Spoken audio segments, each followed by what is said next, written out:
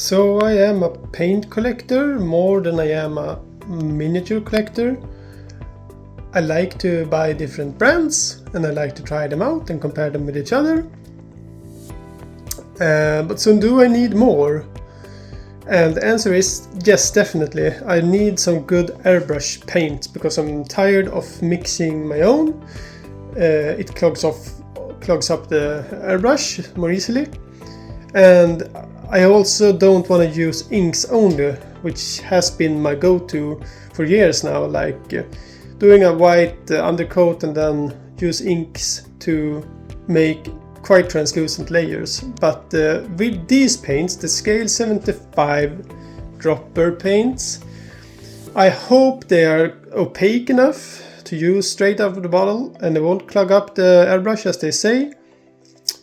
And you can do some nice base layering with them. So this model is painted only using airbrush colors. It took me like a few minutes using a dark blue with a lighter blue and let them wet blend, and then some white and yellow and orange for the effects. And I think that it's quite striking for the low amount of time.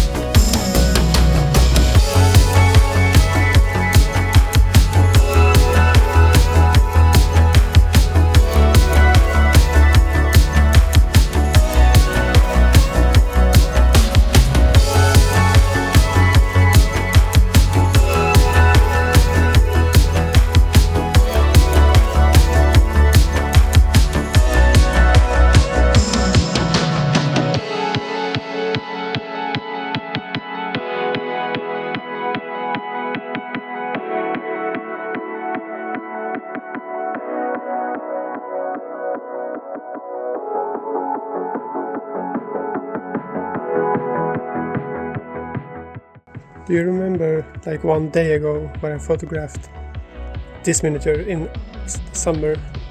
Like, where did the summer go? It's winter again.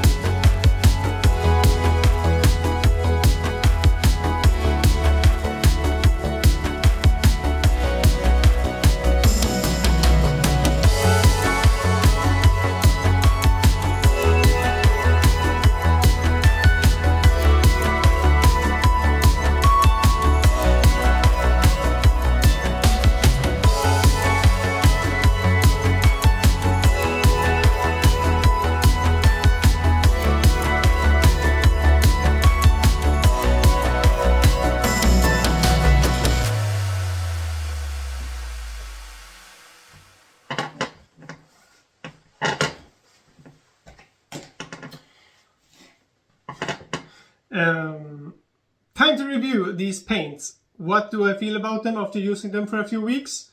Well, I must say that I got what I asked for.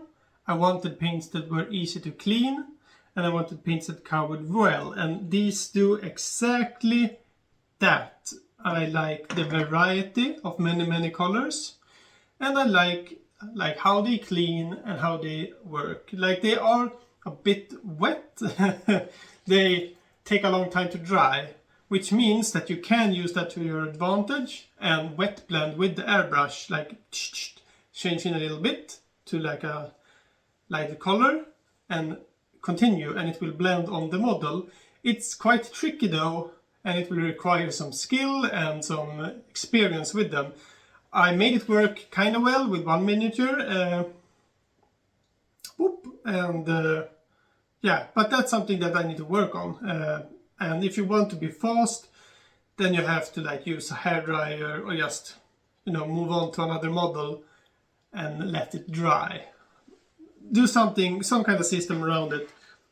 What I do not enjoy, however, is, or rather are, the naming of the colors. Because this is blood red, it looks very red, sure. But there are 6 quite similar ones, and which one is which? And I feel like Army Painter set a new standard with their Fanatic paints that very clearly they have like a fun name, Raging Rose, but in the corner here they have another one that says Cool Reds. So this is not in the warm red family, this is in the cool red family, and it also says on the chart which one is this. This one is like the darkest, this one is the brightest. Very, very clear how to use them. And if you like, oh, these are 2 blues, but on the Army Paint Fanatics you can see these are vivid blues, and this one are turquoises. They are not in the same family, and it makes it very easy when you're buying the paints to work out what do I need to make highlights or shadows or complementary colors on the color wheel. I just like this as a standard. That's just nitpicking though, and I mean, I don't know any other brand that has this yet, so these are not unique for this problem. Very many variety of colors. I got no metallics, however, in this set. I'm not sure there are metallics in the drop paint family. I would not be surprised if there were. I might have to look it up. And yeah, I give them my trench recommendation. Go for it. See you next time.